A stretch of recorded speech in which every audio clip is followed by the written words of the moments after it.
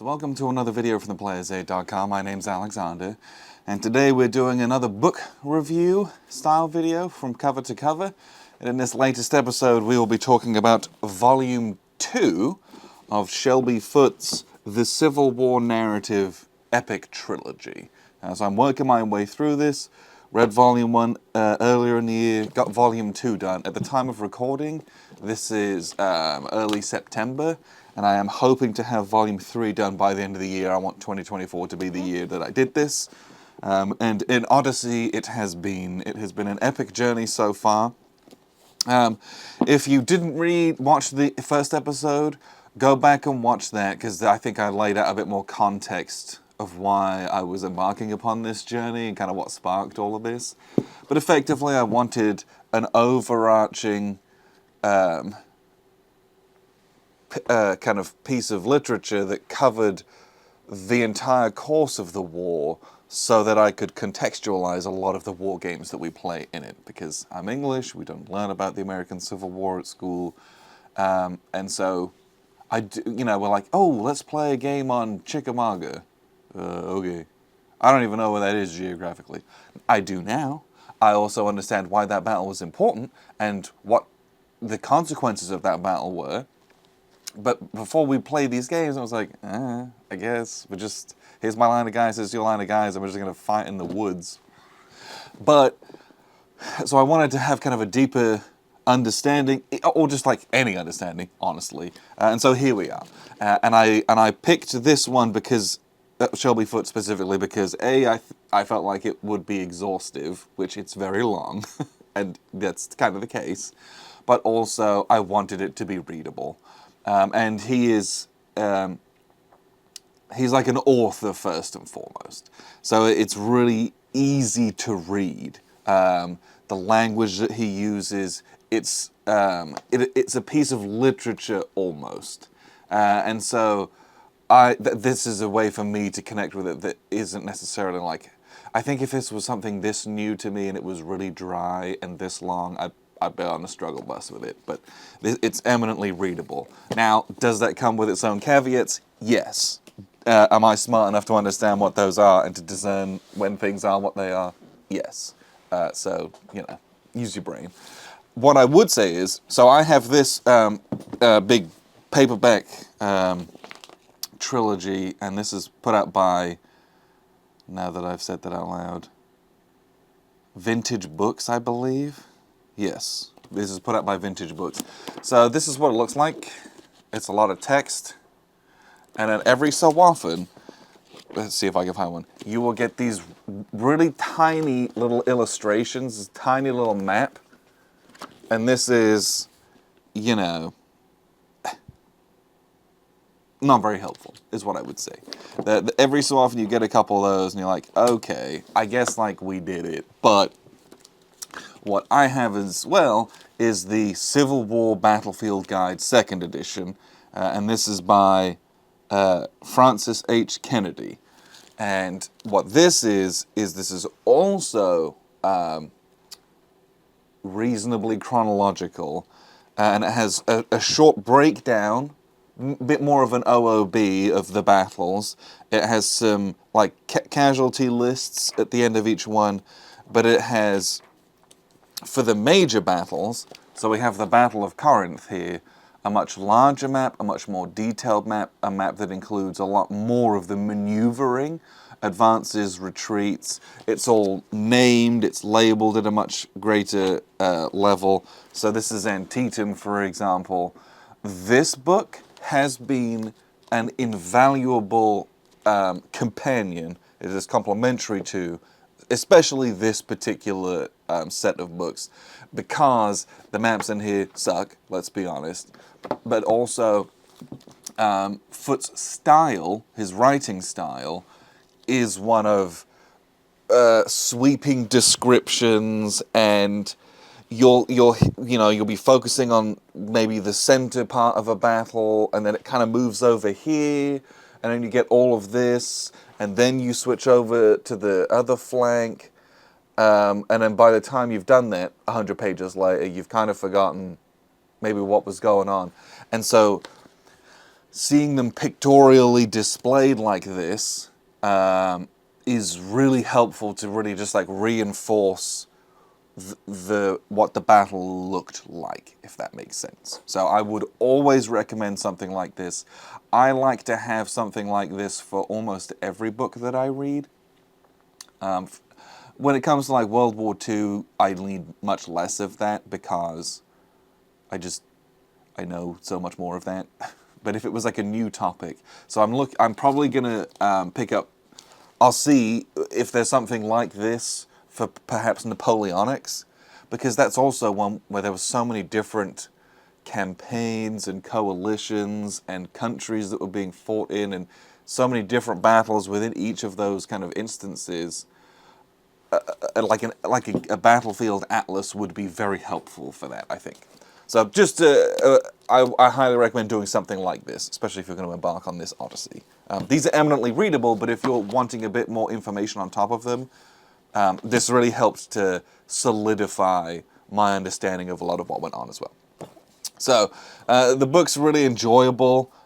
This particular one has, I think the big highlights of this are this contains the Vicksburg campaign, obviously Gettysburg, and then you have a massive section about Stonewall Jackson, and then him dying. But there's also, so this has Chickamauga, it has Chattanooga in it, it has Meridian in it, it's got Fredericksburg in it. There is so much in this particular volume that, again, I'd heard a lot of the names. We played a bunch of Gettysburg games, but there was a lot of stuff in here that was new to me. I'd heard of a lot of these battles, but that was it, because we just hadn't gamed a lot of them. So what I really liked, I think my favorite part of this was there's two things. So in this particular volume, okay, let me real quick. Volume 1 is basically 1861, 1862. This is basically 1863, and Volume 3 is 1864 and 1865. So just contextually, this is almost exclusively 1863. This is just how much stuff happened. But with that being said, yeah, Stonewall Jackson dies pretty early on in this, but what I think was really interesting is that a significant portion of this book is Ulysses Grant's kind of meteoric rise to the top. He's obviously had a lot of success. Success is, you can call it what you want. He didn't have the same kind of massive disasters, let's put it that way, in 1862, places like Shiloh and things like that. You can think what you want, but he wasn't getting totally dogged on like the rest of the Federal and Union generals were. But in this one, you know, he's hitting a lot of major successes, embarks on the Vicksburg campaign, successful there, and then basically moves over, lifts the siege of Chattanooga, takes Missionary Ridge, and then is basically ascends to kind of the command. I think he's a lieutenant general or something like that at the end of it, is the official title. So a significant portion of this does talk about him and all the things that really he did and went on. And now you have that side by side with people like, I think it was Taylor and Banks, who were just getting kind of whipped up and down on their way to Mobile and places like that, and have to kind of turn around. And it's very obvious that Grant is like the only general who's having like really major successes and being able to capitalize on them. Obviously Meade defends Gettysburg, but he lets Lee get away, and you can argue with that all you want, but it's very clear that Foote crowns U.S. Grant as like the guy. So anyway, that's a huge part of this, and that was really interesting to kind of talk to read about, because make no mistake, once they go through all the different battles and campaigns, Foote does a really good job of giving you a window into some of the some of the personalities. How accurate those depictions are is up for debate, and you want to do more reading, but you get the battles, you get the politics, you get the broader kind of contexts, but you also get the small windows into humanities. And I think that's something that often like history textbooks miss out on, is getting that window into like hearing some of the letters home, or the time they were able to get a furlough to go and see their family, and like those more intimate moments that really like help you to feel what a tragedy war is, just generally speaking, because of what it does to people. Anyway, this book was really good for that. I think I knew some of what was happening in Volume 1, especially with the start of the war. We've done some bits and pieces there. But kind of really sorting out the meat and potatoes of this really core section, this midpoint of the war, was really helpful to me. So I wanted to kind of talk about some of the games that we have played on this topic, or some of the topics covered in this is what I should say, but also some of the games that we're looking forward to, because I don't know, it's the coincidence of we've got a ton of games that happen to relate to what's covered in this book. So the first one that I don't have with me, of course, I knew it was going to happen, is Rebel Fury. So Rebel Fury is a new game. Well, I don't know when you're watching this. There is a playthrough of the Fredericksburg scenario in that game on our channel, and there's a review of that game. That game is a 6-pack. It has Fredericksburg, Spotsylvania, Wilderness, Chattanooga, Chickamauga, and another one that I can't remember off the top of my head. That's embarrassing. But most of those are covered in this. Specifically, Chickamauga and Chattanooga are like real focuses. The Wilderness is also in there as well, and Fredericksburg, obviously. But Fredericksburg in the game is watch the playthrough. It's a one-sided affair. You're going to learn the rules from that, and that's about it. But we played Chickamauga, which was really interesting as a battle to play. But again, I'm like, cool, we're just lined up in the woods. What does that look like? And we fought it out, and the game was really interesting. But reading contextually what actually happened, which was very different from how our game played out, was really, really, really interesting to have played that kind of blind, and then reading about it was like, oh, that's so interesting of how different our game turned out and what that would have meant for the war versus what actually happened. That was a really interesting exercise. So the Chickamauga, I want to play Chattanooga from that box as well, because Rebel Fury is a 2-player hex encounter game, but it's about maneuver, and it is also really, really rules light in a good way. Like, it's really easy to learn. It's not particularly complex, but it is extremely clever. It's by GMT Games, it's designed by Mark Herman, and it's an absolute banger. That one I don't have with me at Grant's house, unfortunately. So we're going to talk about a couple games about... I think we're just going to focus on a couple of battles here, because we did some of the more grander games in the last video, and I'll probably cover them again once I've done all the books, but we're going to talk about some Gettysburg games. There's 10,000 Gettysburg games, I get it, but I want to talk about some of the ones that we have played. So first up, Battle Hymn Volume 1 by Compass Games. So this is a 2-pack. It has Gettysburg and it has Pea Ridge. I haven't played Pea Ridge, but I really want to. Pea Ridge was in Volume 1, and that was really interesting to see that battle play out in the book. And I'm like, ooh, I've got a really good game on it with a good system. I want to kind of get to that. But we played Gettysburg a few years ago when this first came out. Gosh, is this from 2018? It feels like it was. Yep, 2018. There's a review of this on the channel. It's a beautiful looking game, and it is a really neat Civil War system. It's a game of run your wave of guys up, take defensive fire, and they'll kind of run back a bit. And then you're going to do it again and again. You really, really, really feel the waves of attacking lines, those advances again and again and again. That is the lasting impression that I had from this. It's also a stunning production. It's really, really nice. The map is gorgeous. The pieces look great on the map as well. I can't recommend this more highly enough.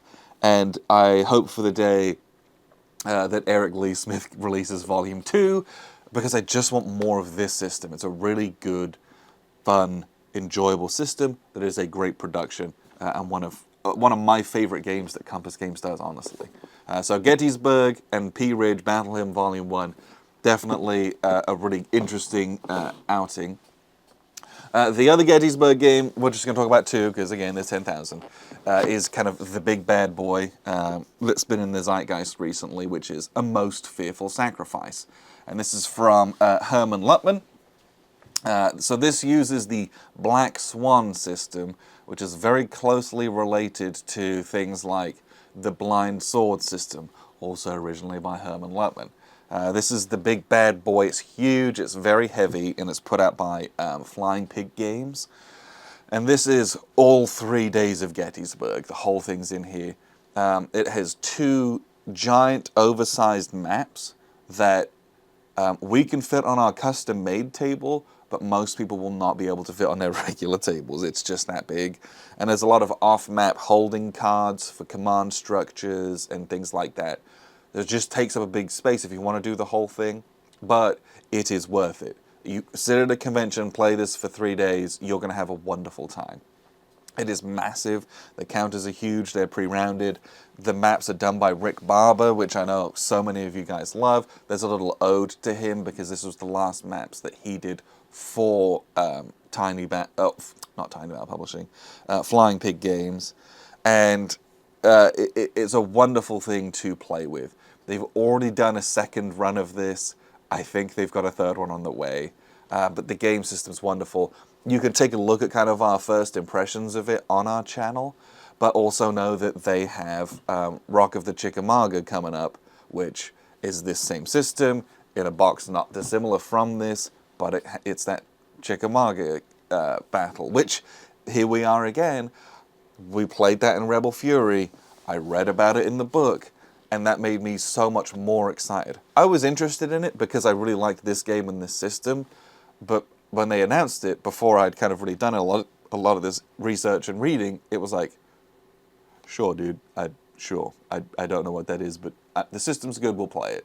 But now I'm like, get it to me right now and mainline that into me, because I want to play it, because I understand it, and I want to do it now. That's what reading can do for your wargaming, regardless of the topic. Wargaming also does that for my reading, so I might play a game and then I'm like, I gotta find a book to read more about this. It works that way too, but in this instance, I'm reading more and it's inspiring me to play more of these games. So, A Most Fearful Sacrifice, big bad boy. It's fresh, it's new, and it's really high quality. Big Gettysburg campaign. Ooh. Okay. The next couple games that we're going to talk about, it's almost like a level of irony, or like the stars are aligning and I could not be happier about it. So I'm reading all this stuff, and then what goes and happens? MMP announces Thunder on the Mississippi. Thunder on the Mississippi is part of the Great Campaigns of the American Civil War, which is my favorite American Civil War game series. It deals with campaigns and not battles. You'll fight like a battle. Like, for example, in Stonewall Jackson's Way, first Bull Run is literally like, a die roll in 1 hex. Because it's about the campaign that is also the battle in it. And the supply and the logistics and the movement and the campaign and trying to outfox your enemy is what the game is about. In this game, I think it's a 2-mapper. Is it 2-mapper? Yeah, it's a 2-mapper. Vicksburg is 1 hex. I hope that gives you an idea of the kind of game that this is. And they announced this, and I'm like, GCACW, I will auto back. I like auto pre-order. I don't even think about it. It's that good for me. But reading the Vicksburg campaign and everything that went into it, you know, coming down the Mississippi, all the stuff at the Chickasaw Bayou, all of the ways that they were trying to get where they were trying to get beforehand was fascinating. Oh my gosh, I also have... Okay, I'll fish that out here in a second as well. I am very excited to play this. We haven't played this, but we will do this by the end of 24 because I can't wait for it. But this is something that I'm like, could not be more excited for. And it deals with the campaign at a level that the book does. You get all of the movements and the step-offs and all of the, you know, trying to dig canals and all the dams on the Red River and stuff. I know that's a different part of the war, but like all the stuff that isn't just a tactical battle, you get in the book. And then you see it in this war game that so many other, you know, battle games or tactical games just don't get. And you lose, to me, a scope that I think is extremely interesting, that this system is wonderful for. So, Thunder on the Mississippi, looking forward to playing that. But of course, what happened was, Revolution Games also released this year Prelude to Vicksburg.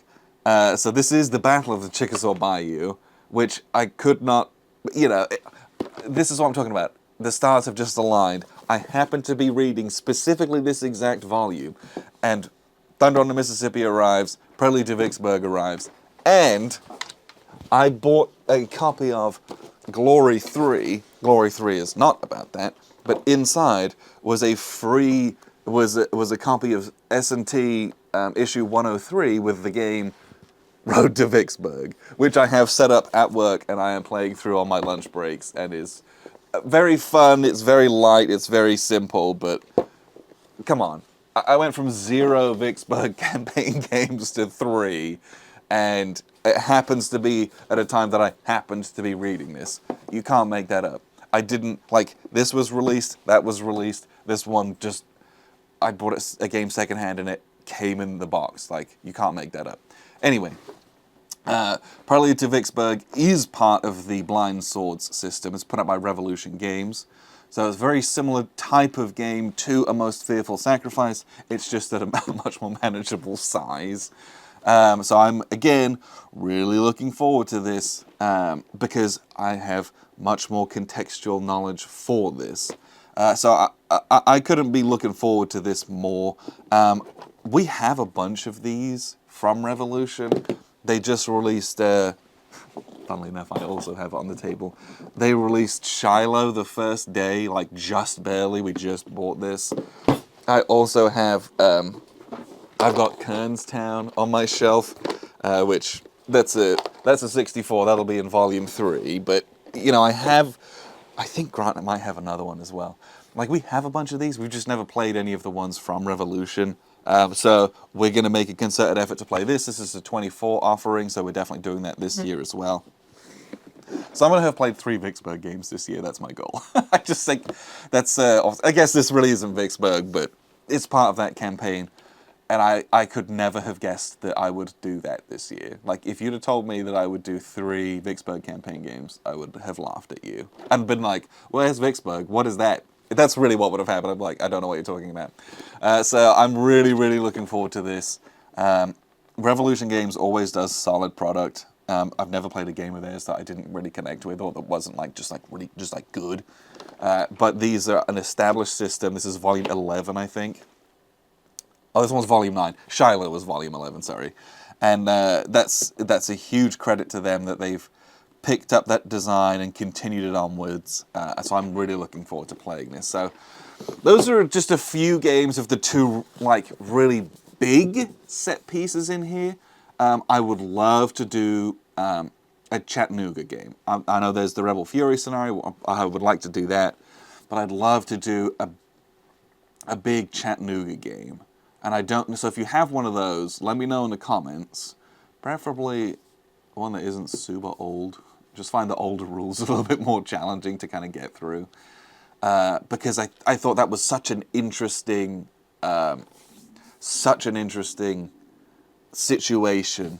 And, you know, starting with kind of opening those supply lines with the charge of the Mule Brigade. That was, I like laughed when I was reading that. It was so great. And then just the reinforcements, and then those charges up and onto Missionary Ridge, and that was such an interesting battle, because they were talking about how it was a soldiers' battle and it was led by the soldiers, and that center just running up that ridge and continuing going, and the generals are like, who told them to do that? But they just kept going. Kind of the courage and bravery that was shown within that, and then the blunders that the CSA was showing with the way that they had arrayed their forces on top of Missionary Ridge, where they had blocked themselves from giving enfilading fire, basically. That was such an interesting culmination of things, and the fallout from that, about what a stunning victory, and then what a awful defeat for the Confederates that was, contextually speaking, was so interesting. Yeah, I'd love to see what a good, just a big Chattanooga game was that covered all of that. I would love to see that. So hopefully this was a little bit interesting and not super terribly boring if you just listen to me waffle about books and war games. But I'm enjoying what I'm reading here. It is helping to do what I wanted it to do. Was it a little tiresome listening or reading quite so much about how pious Stonewall Jackson was on his deathbed? Sure. But, he was a Southerner. He puts a lot of that in here. But it is eminently readable, which is really big for me. And I also can discern when it's just him waxing lyrical and what's actually helpful for learning what happened within the context of the war. And again, at this level, it goes into really good detail of both tactical stuffs and strategic stuffs, but also, the contextual elements. The intrapersonal and intrapolitical dynamics, especially between old brains and everyone else, is so fascinating. Watching what happens with Jeff Davis as just everything goes wrong, really interesting. I had a really good time reading this, and I think I told myself if I would get over this, I would finish the whole thing, because I am a person who, I would finish this, get 100 pages into this, and drop it because I lost interest. But I did not lose interest. It kept me hooked, and now I've already started this one. I'm about I want to say 100 pages in, and this one's 1,200 pages. So it'll be a while, but I'm really enjoying what I'm getting out of this. And it's also a good read. That's the reality of it. He has good descriptions. His language is it's expressive. It's enjoyable. It's human. It's not just a textbook. Which, and like I said, if I was reading a 3,000-page textbook, which is what this is, I would be bored to tears, probably. So I'm really grateful that this exists. It's not without its faults. Get yourself some other books as well. Maybe some biographies, maybe something that was written not just as kind of this magnum opus narrative, but it still has merit for what it is as well. Get yourself one of these. This is going to be really helpful as well. But either way, if you have 1863 ACW war games, let me know. Let me know what's good to go. But appreciate you very much for tuning in. I've been Alexander for theplayersaid.com.